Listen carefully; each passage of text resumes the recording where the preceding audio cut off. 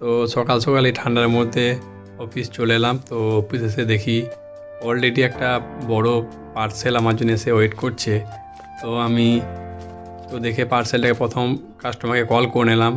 তো বড় পার্সেল থাকলে আমরা আগে অফিস থেকে কল করে নিই যে পার্সেলটা নেবেন, তো বাড়িতে আছেন তো, কারণ এত বড় পার্সেল যদি বই নিয়ে পড়ে কাস্টমার না থাকে তো সারাদিন পার্সেলটা নিয়ে বই বেড়াতে হবে। তো যখন কাস্টমারকে ফোন করলাম, কাস্টমার তো পার্সেলটা ফোনটা শুনেই কাস্টমার বলছে কখন আসবেন, এত বড় পার্সেল। তো যখনই দেখি যে কাস্টমার বললো, তো কাস্টমারকে বললাম এরকম টাইমে যাবো। তো যেয়ে দেখি যে কাস্টমার বাড়িতে নেই, অন্য একজন এলো রিসিভ করতে। তো আমি ওপেন বক্স ছিল, তো যখনই জিজ্ঞেস করলাম যে স্যার পার্সেলটা কী আছে, বলছে আমার তো জানা নেই। তো আমি বললাম ঠিক আছে ওপেন বক্সে খুলে দেখি।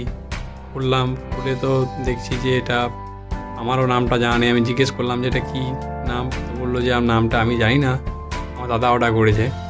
আমি ঠিক আছে, তাহলে পরবর্তী যখন আসবো আপনার দাদাকে নামটা জিজ্ঞেস করবো কী আছে।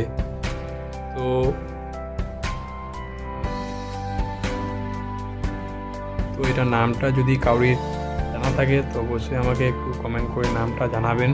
আর আমি যদি তার আগে জানিয়ে নিই, আমিও কমেন্টে যে লিঙ্কে দিয়ে দেবো কী নাম আছে।